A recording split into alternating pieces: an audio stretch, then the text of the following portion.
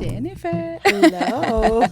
Qué emoción. I'm so happy that were able to do this because we have been talking about you join Hablamos Spanish for a long time. So I finally know. made it This happen. feels like very full circle, though, Right? because Yeah. I remember when you first launched this, Oh my I was gosh. still at El Sentinel, See? Oh my and God. That was, Cecilia did a yeah. story for you. That's So I was the editor true. back there, and we published a story of you starting this Oh my podcast. gosh. Were you part of the story? Oh, I didn't know. Qué So bueno. I was the editor at the time. Oh. So Cecilia wrote the story, I edited, and it ended up like getting published. Oh So my this is gosh. like I was thinking about that on the way here. Yes, that was Cecilia is amazing. She is a huge supporter of everything that I do. And I remember like I told her like, Amiga, I'm launching this. It was in my home. Mm-hmm. It was all virtual and through Zoom.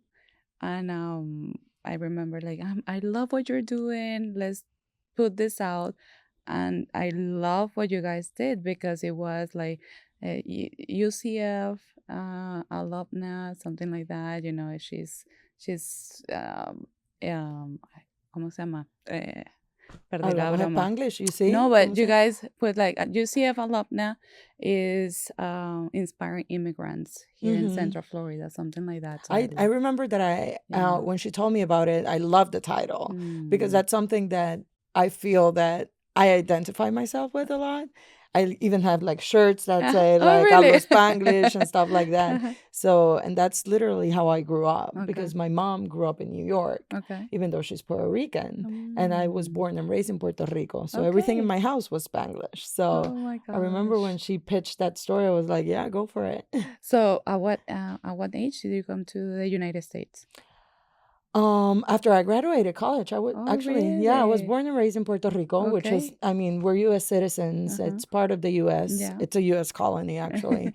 But I graduated college and then I moved to Miami to do my master's. Okay. And then did my master's, was there for a couple of years, and then went back to Puerto Rico to launch a webpage for Univision. In Okay. Puerto Rico era univisionpr.com. So you were in media in Puerto Rico I was before yes, you like came I've always here. been involved in media. I did journalism and political science as a Oh, bachelor, oh wow. and then my master's is in mass communications. Okay. Okay. So yeah, So when you came here, did you went to Miami first? went What to did you do? Miami. Was Yeah, so you were, con la familia allá in Miami, part of, or did you feel like, no, because I didn't ah, have any family in Miami, and okay, then Miami is very Cuban though, so yes, it's a completely different like vibe. experience than even Orlando. Yeah. And I was there. I was going just to do my master's, Okay. but then one thing led to the other, and I ended up there almost for 5 years. Wow. And then I got that offer to work for Univision, but Okay. they wanted to launch that That webpage website. in Puerto Rico. Okay. So I ended up going back to Puerto Rico. My former boss, actually, she's from Venezuela. Okay. So I always joke with her that she deported me back home. I'm like, no, I did not want to leave Miami at the Uh-huh. time. And she was like, well, the offer is in Puerto Rico, so take it or leave it. And I was like, oh, Mm. okay. So I went back home and literally moved back to my room in my mom's house. And we launched univisionpr.com. And then that's Wow. how I ended up back in Puerto Rico. And I was there from 2012 to 2017 until Okay. like Univision did an entire restructuring. They did a bunch of layoffs. And then I was like, okay, so what's What do next? I do Where are next? we Yes. going? Yeah. Oh, and that's when you decided to come here That's to how I ended up in Orlando. Orlando. I Okay. got multiple offers at different places, Mm-hmm. New York, Chicago, Washington, D.C., Miami, and Orlando, actually, at the time. Miami, I didn't want to go back because Miami was super expensive. Yeah. It is super Yeah. It expensive is. now. So I remember like I didn't want to leave when I was there, but Mm-hmm. then like, oh, going back, like I don't want to go back to living paycheck to paycheck. Yeah. Yeah. And then the other ones were like, I would love to live in New York and Washington, D.C., but the Puerto Riqueña in me, I was like, I don't want to deal with snow and Yeah. cold. Exactly. So Orlando was Exactly. the closest thing to my weather, to my culture, to Yeah. And like this is, I think, is the second city after New York It's kind of like depending or on like almost? the months that you're looking at. I Yeah. think like we have even surpassed New New York, York like in already, terms of right? like population. Like Wow. Mexicans used to be number one here Mm-hmm. in Orlando, and now it's the Puerto Rican community, especially after Hurricane Maria. Wow. Have you always been in media regarding like Hispanics, Hispanic media? It's always been Yes. my background. It's Yeah. always been obviously in Puerto Rico it's very different Oh because you yeah. don't Of course, it's think your. or Oh, talk in terms of like Hispanics or Latinos. We're yeah. like, That's no, we're Puerto Rican. What are yeah. you talking about? So I remember working for Univision that I Mhm. used to support other markets like Miami, Chicago, New York, Arizona, and they were doing and launching their like pages for like Hispanic Heritage Month, and then they were And like, you were like, "Oh, let's open one in Puerto Rico." I was like, "No, we're not doing no, that." yeah. And it was like, "But why not?" I was like, Exactly. "Because we don't celebrate Hispanic Heritage Month." Like Exactly. I started celebrating Hispanic Heritage Month when I moved here to Mm-hmm. Orlando because when I was in Miami even like I was working in a completely different environment. Um so it's not something that I used to like embrace down there, ironically. Because But they embrace it every day, right? It's it's kind part of, of it's like, part of the yeah. culture of the DNA. It's not something like, oh, let's celebrate this Mm-hmm. culture. Yeah. Yeah. No. And when I graduated, I mean, you asked if I had Mm-hmm. always been in Yeah. communications, like mostly in media, yeah. But when I started in Miami after I graduated from my master's, I couldn't find a job. And I actually was working for a moving company. But I was working in the like kind of like in the Mm-hmm. communications Mm-hmm. department Mm-hmm. of sorts. Like it wasn't called that at the time. It was called the SEO department. Okay. And I remember when I interviewed there, they were asking me all these questions about SEO and do you do this? And I'm like, yeah, yeah, yeah. I had no idea what the hell SEO was. They hired me, obviously, because of my background in Yeah. like writing and In writing. journalism and Mm-hmm. everything. And then I was like, okay, so SEO is search engine optimization. Let's learn how to do this. So I ended up starting writing in English at the time because it was a moving company trying to help people relocate. And it was using keywords to kind of like place our services at Mm-hmm. the top of Mm-hmm. like the search Yes. engines. Yes.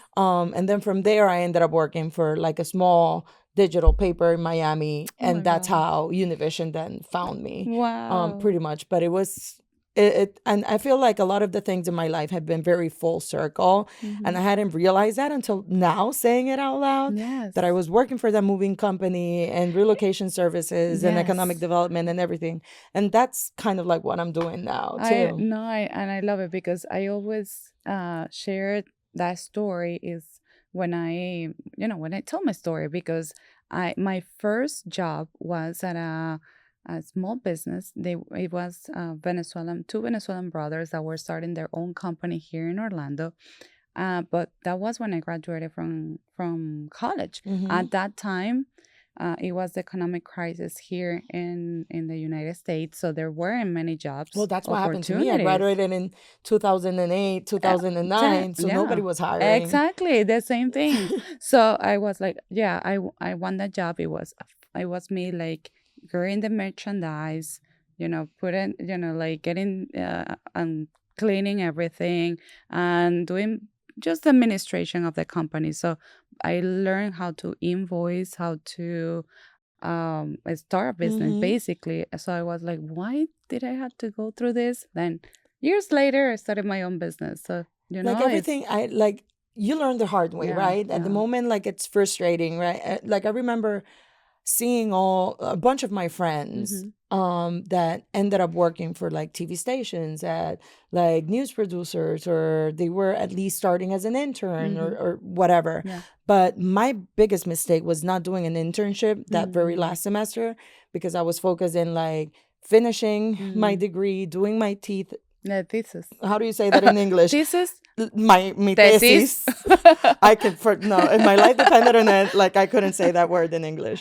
And I had to work because Miami was so expensive that I Mhm. had to pay for like my rent and Yeah. my car and insurance and all that. So I couldn't work for free because at the time internships were not paid. No, Like if exactly. it Right was now? today, Yes. I would have done a million internships back to back, Exactly. but they were unpaid internships. Yeah, So I was like, who's going to pay for my rent and exactly. food and water, electricity, Yeah. all that. So it took me a little bit longer.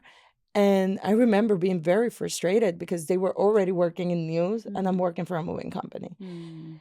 And it was like, oh my It God. was, And then I yeah. was doing digital and I was doing all this before Facebook became a big thing and before like all these digital platforms Hmm. became what they are. But it was that background when Univision was Yeah. going to launch their webpage, they were like, you know, SEO, you manage digital. This is what you're like, you're Mm. perfect for this role. Wow.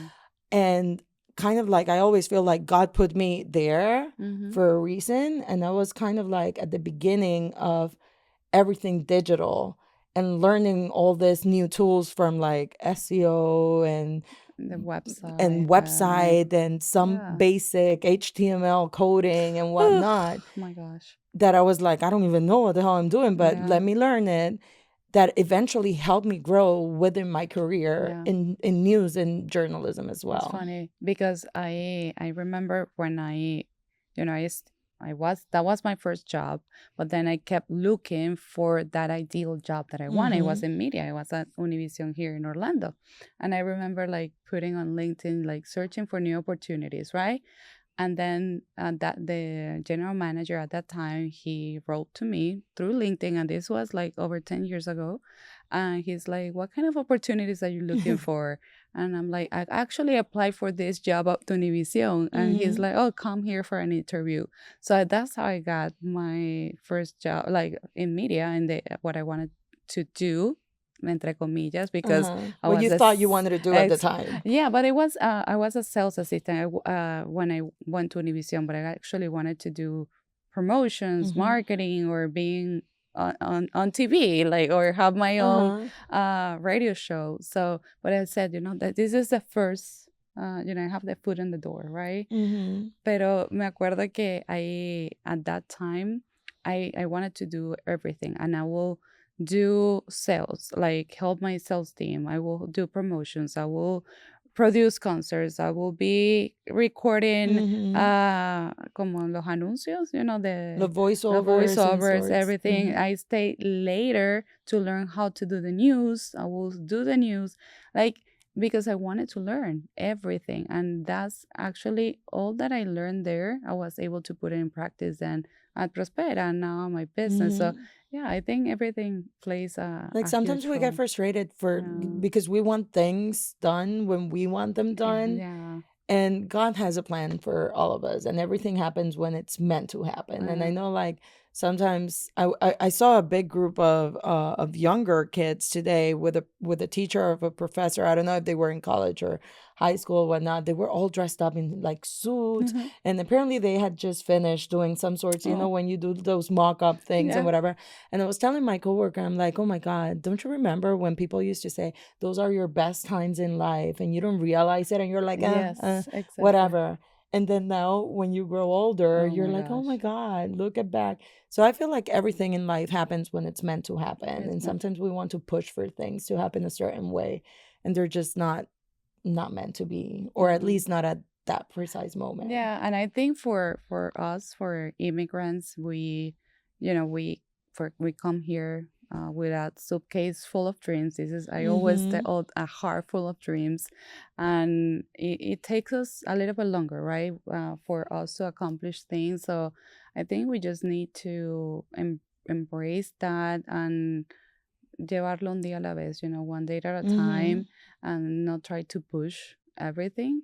But I think for me, I've known you for a long time, even though we didn't know each other. We Yeah. met, like, we actually got to know each other, I think over a year ago or so. And now you joined the Women United luncheon committee, so I hope you stay Well, you're gonna a be little right in longer. charge of that. I have to Yeah, support. I have to yes, I support. would love to, because that's one of the things that I want to accomplish here, is within this organization, is to have a more diverse groups. And Mm-hmm. I know you are proud of that, and you're doing that also within the organization that you are now. So, Yeah, I think like this morning we were chatting a little bit before starting recording that like the Athena Next yes. Gen group. I didn't know much about it before. I learned about it before because of Rosana at United Way and Women United, right? And it's so powerful seeing that huge like room full of women from completely different backgrounds, Yes. for completely different careers, but all ready to support other women thrive, Mm. right? So they were going through what their pillars are and everything. And I was chatting with someone after the program about like how one of them is like oh my God, I completely blanked out now. But it was something about like advocating, Mm-hmm. like advocating fiercely. It's Yes. what it said. And I was like, you know what? Like I'm very vocal. And when I don't Yes. like something, I say it. And when I have to defend something for whomever I have to defend it, I will do it. It's kind of like one of the main reasons why I got known outside of just El Sentinel Exactly. during the pandemic. And it was when I was trying to advocate for Spanish resources for our community Mm. because there were none. Mm-hmm. And luckily the government like paid attention and Mm-hmm. listened, and they started pivoting and creating those contents, right, for people that do know that don't speak English, Yeah. like, or Yeah. that even like I speak English, but sometimes I like to listen my stuff in En español, español. Yeah. especially in a very nervous Yeah. or a nerve-wracking moment where you don't know what the hell is happening in the Mm-hmm. world, right? So I was telling them, like, yeah, I've always been very good at advocating fiercely for others. I need to learn how to start advocating more for myself. And Yes. I think it's something that comes with that being immigrants, being from a minority group, Mm-hmm. how people call Mm-hmm. it that I hate it. I call it a minority majority because we're Yes. becoming the majority, Yes. right? Um, or underrepresented, overlooked communities, pretty much, because the majority is here. But we have that kind of like imposter syndrome that we always feel like we have to prove something to Yes. others, or that even with the language, like there was a time in my life that even though I like, as I told you, my mom grew up in New York, so her English is perfect. The school I went to in Puerto Rico, everything was in English but Okay. Spanish class. But then I went to the public university, so Yes. everything was in In Spanish there, and Spanish. I had like, oh my God, espérate, like how do you translate? So I had the inverse problem trying to Oh, translate what I knew in English to Spanish. wow. But then my entire career developed in Spanish, Mm-hmm. doing Spanish news. And sometimes speaking in English and doing stuff in English, I would always be like, no, I can't do that because Yeah. English is not my first language. And it wasn't until like somebody at the Orlando Sentinel approached me and they were like, no, we want you to start writing in English and we Mm-hmm. want you to join the editorial board. And I was like, in English, like I can't do that. Like, no. And then when I started doing it and I would compare my work to the work of other reporters whose English was Yeah. their first language, I was like, you know what? If they Yes. make these mistakes, I'm allowed to make Oh my mistakes. gosh. And Yes. then at the end, I was like, I even know how to write that. And they wrote it wrong. So sometimes I think like we put those como que nos ponemos esas trabas Barriers. and those And it's a barriers mental barrier. It's not, ourselves, yeah. and it's kind of like, I don't know. So I'm very good at advocating for other people. I need to start learning at advocating a little bit more for myself and trusting myself more in Yeah. terms of the things I've been able to accomplish haven't been because of luck, haven't been because, No. oh, they just popped out of nowhere. It's been because of the hard work that we Yeah. put No, and I'm so into it. proud of you, and I have told you that many times that we have been able to talk because, like, I learn about you and what you did at Orlando Sentinel, but then also seeing you get out of that comfort zone and expand it and going to OEP Yeah, now, it was nerve and wracking. also because that's puro americano, right, in there, but also Hmm. we need those diverse voices to make an impact too, so they can really you know, they can see us, you know, we want to feel seen, also valued, and because we're bringing a lot of uh, amazing things to the United States and to our community here in Central Florida, right? Hmm. So for you, we need more people like you advocating for Latinos.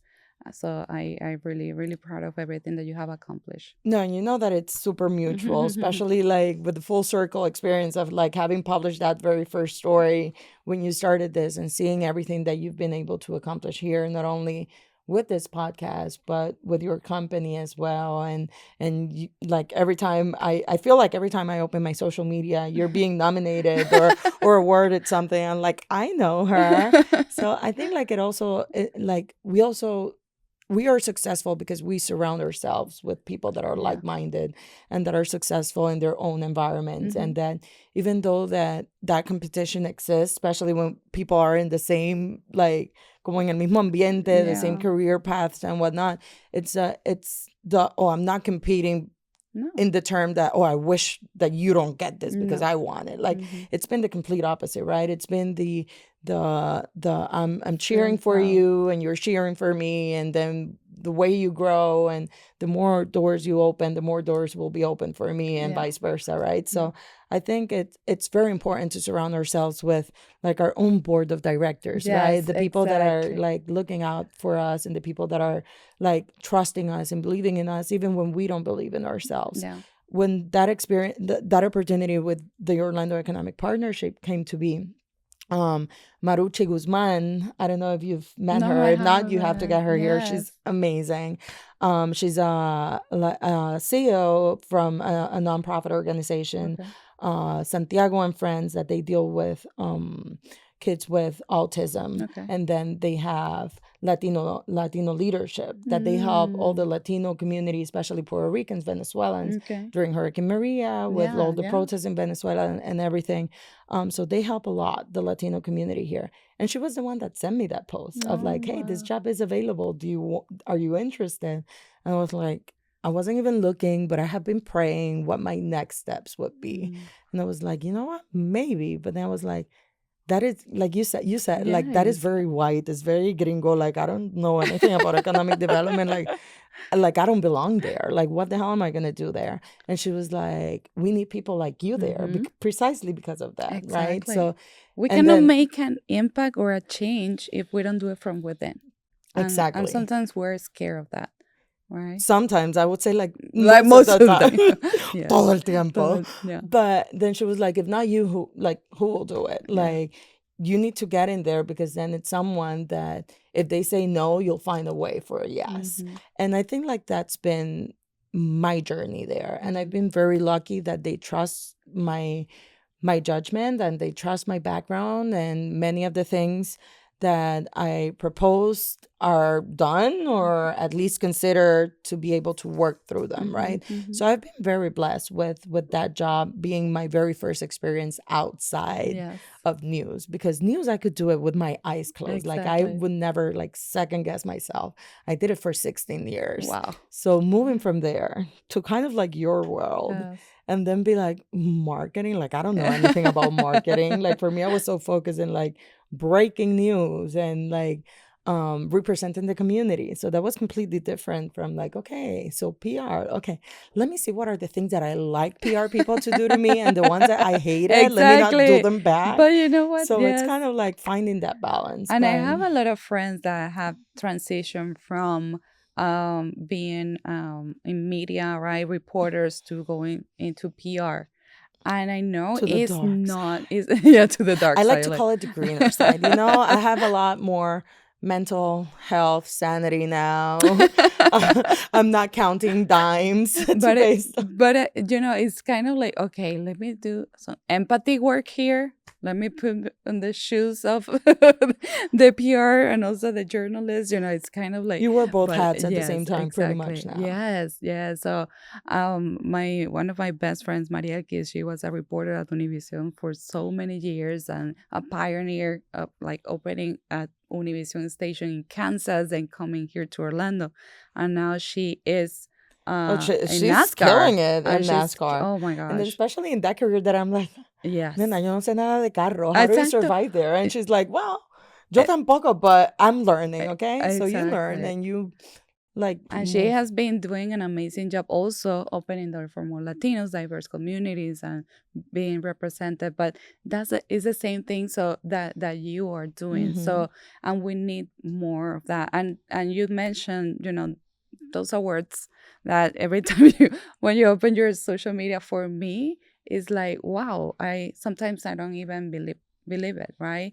But that was because I also got out of my comfort zone. I Mm-hmm. was always on my Hispanic bubble, like working for Univision, Prospera, and then You need when to I expand started, yourself out of, yeah. when I started my company, stay with the Hispanic Chamber of Commerce, then I was like, you know what, Anna, you need to really embrace this community, Mm-hmm. your home, this language, and that's why Hablamos Spanglish Claro. is called like this, because I also wanted to learn from other Latinos, right? That hey, Anna, you're not alone, right? I have Mm-hmm. experienced this as well, Yeah, and and like yeah, kind of like stepping outside of just that one check mark of mm-hmm. being like, oh, you're the Latina, you work with Latinas, you Yes, work with Hispanics, you work in just in Spanish. mm-hmm. So it's kind of like making a broader statement in Yeah, terms of like, yes, I'm all this, yes, but I'm equally talented in doing it in exactly. this other Oh realm, my right? God, So yes. it's a lot of the don't put yourself in that box and just do this because this is your background. Like, and I think like something the times that I started learning that was once when, and I know there was no ill intention in the comment, Mhm. but I was like, what? I remember one person telling me, oh, if you have too much work, let me know. I can help edit some stories. And I'm like, but you don't even speak Spanish. You Okay. don't know Spanish. How are you going to edit stories in Spanish? And she was like, well, I took a year of Spanish in college and I can understand a little bit. And I'm Yeah. like, I would never dare to tell you, let me edit your stories in Yeah. English. Yeah. And then I'm like, and I'm very qualified to edit Yes. your Yes. stories in English. And I'm like, so why am I the one putting that barrier and saying I can't do that Mm. when this person that I know for a fact doesn't even understand the language is offering to at least look at Right. it? Yeah. And I'm like, Yeah. no, you know what? No. And No. then I think like that was one moment when I started deciding to, and it was more work for me, but I Yes. think it was very needed at that time to start like transcreating a lot of the content that I was doing for El Sentinel Mm. for the Orlando Sentinel in English. Mm. And a lot of the content that was done in English to repurpose it for Spanish Love it. Yeah. because it came to the point where I was writing about the needs for Latinos and the needs for Hispanics and the needs for underrepresented communities in our region. But who was I writing it for? Mm-hmm. For the people that needed the help, for the Exact. people that needed the housing, for the people that needed the whatever it was, right? So I'm like, I'm preaching to the choir. Mm-hmm. I need the other people to know Exactly. that this is happening. Well, And I need the people with the yes. big pockets Yes. to know that this is Yes. happening, right? Yes. So when we started doing that in English, yes, it was more work for me, but it was kind of like if I don't do it, then nobody will. Mm-hmm. So I'm going to do it for my community. And Love it. that's when we started seeing a lot more engagement and actual responses in terms of like what was needed. Like, I don't know Love how it. many times I wrote in Spanish that there are no Spanish resources, blah, Mm. blah, blah. But they know. Yeah, They're they reading. know They exactly. know. Yeah, definitely. And I love what you just said, because that's actually what I started doing. Hablamos Spanglish only in Spanish, right? Mm-hmm. But then that was to inspire our Latino community and to give them access Mm-hmm. to things that they don't have access to. But then I was like, no, I want my American community to learn about why Latinos come here, what's the impact that we're Mm-hmm. making, because if I continue talking only to my Latino community about the things that we already know, no, I have to flip that script. I have to tell them. It's the same thing. I went to a conference last year, and we were talking about the GDP impact of the Mm-hmm. Latinos, and the impact in sports, in music, entertainment, and all these areas. But we were speaking, the audience that was there was only Latinos. And I was like, no, You're preaching to the choir, pretty much. exactly. I'm like, yeah, of course, we want to hear that, but we know that we need to really educate our American Mm-hmm. community, so they learn about this impact that we're making here. They don't know what they don't know, Yeah, right? of So course. it's on us to be able to not only showcase that and explain it, but also be open to having those discussions as to Exactly. why that's important, Yeah. right? Like it's kind of like the same way that we talk about like different programs. They're Mm-hmm. available for X community or X like background. So why is this not available for this other Mm-hmm. one? So how can we make that possible, Exactly. right? Because sometimes it's very easy to like criticize something Yeah. that we don't like. Yeah. But then how are you going to solve that? Exactly. Like if you're willing to criticize it, you need to be willing to like enrollarte las It's mangas and put work into it and make it happen too, yeah. right? At least that's the way No, I feel. Like it I is. always hate when people complain about something and I'm like, okay, so what are we gonna do about it? Mhm. What are you gonna do about it? How are we gonna The change this? activist Well, I in don't know. you. That's somebody else's problem. Like not me, pero no me gusta. I'm like, okay, fine. Then I don't have time for that either. The women that is in your You earrings see, comes. like this was like, yeah. Yes, I love it. Like Ruth, like I love her. Sí, Like ella and sale one de ti con ese activismo, ¿verdad? one of my favorite quotes from her Yes. is the women belong in places where decisions are being made, right? And just imagine by the time that she started in law and ended up getting all the way to the Supreme Court, that was not a normal, it was not the status quo, right? So she was literally a minority within a very Yes. male dominated group and having to be like very like authentic and intentional in opening those doors for other women and making sure that yes, women are in those spaces Mhm. that decisions are being made. Yes. Yes. Like I don't know, like I'm obsessed with Hamilton too, and I've Yes. been I listening to the know. soundtrack forever. This week for some reason it popped up in my music, right? For some reason, I don't know why. Like I was listening to Luis Miguel because I'm trying to get ready for the Oh, of concert. course, we And then from are. Luis Miguel I went to Hamilton. That's how diverse my life is Yes. now, you see. Yes. But it's I love with like Hamilton when he says like immigrants, we got the job done. Mhm. Like it's you It's need to true. be in the room where it happens, like kind of like what you were mentioning before. Yes.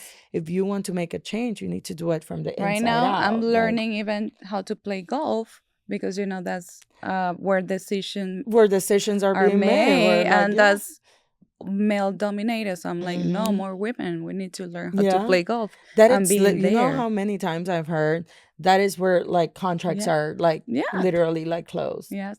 So I invite you to this organization that I'm now part of.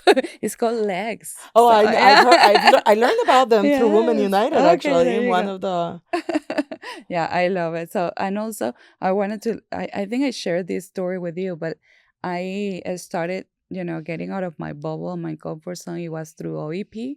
The Hispanic Chamber of Commerce offered me scholarship to be part of the Mhm. Leadership Orlando. And I was like, oh my gosh, this is 100 people in my class. And I think only 5% of us were Latinos Mhm, in that because you room. guys were sponsored through Yes, the Hispanic Chamber. exactly. So, So I Hispanic Chamber, yes. if we can make that happen again. Well, and other people too, like support, just I know, but support it Latin. was it was an amazing opportunity for me because it Mhm. really opened my eyes to the opportunities that were there. I think It it makes you just be whew. involved with a group of people that you're normally not No, involved with. exactly. And after that, like I may, of course, I didn't get a chance to meet 100 people, but at least I was really intentional to. First, it got me out of my comfort zone because I needed to speak English all the time, Mhm. right? And then also I started creating more content in English, right? Mhm. Because it was everything in Spanish. And then I created, like, I met, I was very intentional. Like, I'm going to meet, even if I meet 5 people here Mhm. that I can then really create a friendship with, or, a Mhm. connection.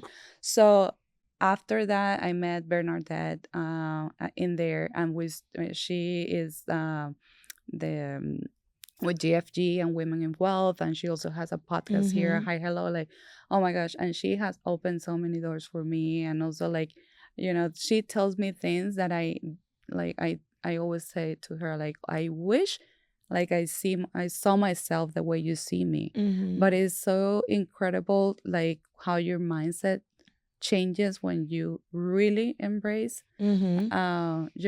just And you being, put yourself yeah, out you there, right? exactly, You have to be very intentional about yeah. that. And I love how what that you said now about seeing yourself through someone else's eyes. Mm-hmm. Migdalia Figueroa has been Yes. one of my biggest mentors, and she's like my big sister. I Mm. love her to death, and I'm very sad that she I left know. Orlando now. Super happy for her. But one of the things that she's always helped me with, Mhm. it's when I get that imposter syndrome type of thing, that she's always like, I wish I could take my eyes out Oh, and give them to you so you could look at yourself through my eyes. wow. like how other people look at yourself. And I think like sometimes we get so used to be in that like fight or flight mode y estamos como que en buen boricua en la brega, que decimos estoy bregando con eso, like I'm just dealing with it however I can, right? Making it happen. And we're so used to like fighting and fighting and fighting to make things happen, and then we move from one thing to the other, that we don't realize all the sacrifices we've gone through, and we don't realize all the work we've put into it.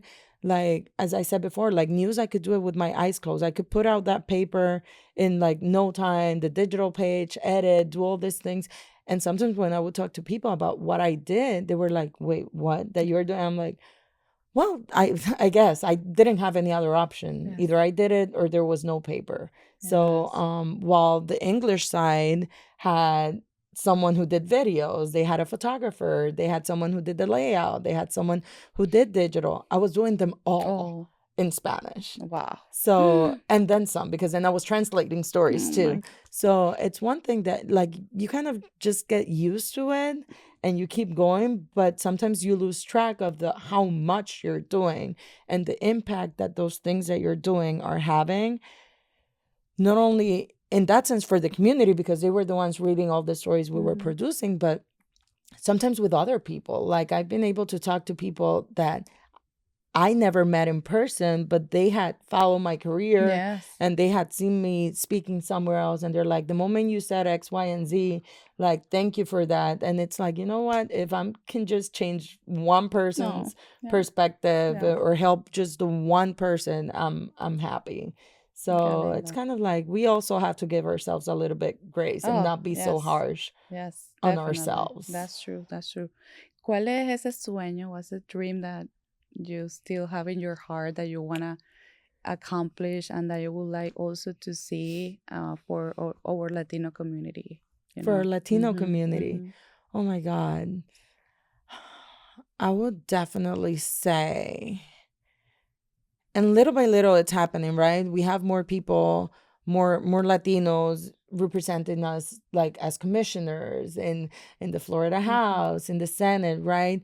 But like I think that we need to accept that what makes us different is not something that's bad. No es algo que nos limita. It's not something that that will restrict us from achieving other things. Like Joanna Lopez es una que siempre dice, my accent is my asset, right? So embracing the fact that maybe before I wouldn't dare to speak somewhere because I was like, oh, my accent, and I don't know how to say that. But embracing that makes me different is going to show somebody else that if I did it, they can also do it, right? And we can do it together. So, but that small dream that I have is the fact that I know that as much as we can all fix in the one box because you're Latino, Hispanic, but we're so different that sometimes we put a lot of those difference in the middle of the success that we can have as a community. And sometimes, and I've seen it from my career as a journalist interviewing different organizations, and I see it now from this other end that I kind of understand it a little bit more now. But that red tape that we put in between certain things, I think it's a detriment to how successful we can be as a community. Oh my gosh. I've seen it with the Black community, how they've come together and they have left their differences somewhere else to make something happen for a cause that they want to see fixed. And I have not yet seen that within our Latino community. We're very good at celebrating and doing big parties and giving awards and yes, recognizing como que los éxitos que tenemos entre unos y otros, pero I have yet to see how we can all be together helping each other regardless of we're two organizations competing for the same thing. How can we partner better in that Can you imagine sense? if that happened, if we are already, the fastest growing minority in the United States, we are, is $3.2 billion power or $1 trillion power. We are, an incredible community, putting, a lot of, I don't know, like heart into this country, passion, work. So a lot of great people here. Can you imagine if we are work It's like together? a big canoe, right? If we all, yes. ¿cómo se dice? Remamos todos Like, juntos, if we all, like... the same direction. You know what that Yes. means? I don't know. How do you say remamo? Hey, how do... Did we just Remamos. both blank out right now? Yes, I think so. You know? Yes. Whatever. When we all like swim with the current towards the same side, like there's a saying in English, right? That it's something around like with the same when flock, when like like when the tide goes up, like all the boats go together or something like that. But like I would definitely say that that's my dream. I remember doing interviews of people like they're launching X or Y program for the Hispanic community to help them get XYZ, and then I will get text messages of a different organization saying, we did that 10 years ago and blah, blah, blah. And I'm like, sure, but that was 10 years ago. And I wasn't here 10 years ago and they're doing it now. So can you collaborate with them? So I think like sometimes we let those like, como, I don't know, son como esas peleas de hermanos. Pretty much like get in the middle. And then it's like, I feel like there's so much power in everything that we do. And like you're saying, if we all work together into making the one thing better, like we will be unstoppable. Yes, we are. And Jennifer, I think you and I can do great things together. And this is just the beginning. And I really thank you for being here and having this conversation with me at Hablamos Spanglish. This is also your home here at Hello Labs. And I'm ya te quiero tener otra vez nuevamente para so we can continue this conversation and learn more about you, pero ya nos tomamos un cafecito. Claro, no, whatever I can do to help in any way, I'm more than happy. Very happy to be here because obviously before as a journalist, I couldn't. I used to cover whomever was sitting here. So it's an honor for me to be able to sit here with you. And you know what? You have a story to tell. Everybody has a story to tell. And just seeing that perspective from your side, like everything, all the knowledge and how, Hispanics consume media or what are the needs for the Hispanic consumer, everything that you're saying and you're communicating now is important for our American community to know and learn. So thank you so much for sharing everything that you have experienced and learned throughout the years. Like if anyone like can take anything away from this, I think like it's a sí se puede. Like there's not a no. And if there's a no, it's how do you find that yes? Exactly. And surround yourself with people that can help you get that yes. Gracias, Jennifer. Thank you so much. Muchísimas gracias, mi gente. Thank you so much for joining us on this incredible journey of Hablamos Spanglish. It is a pleasure for me to explore the diverse stories and experiences within our vibrant Hispanic community. I hope that you have found inspiration, connection, and a deeper appreciation for our culture and heritage. Remember, our stories are what unite us and what make us stronger. Stay tuned for more captivating episodes in the future, and don't forget to follow us on social media and share your thoughts with us. Hasta pronto.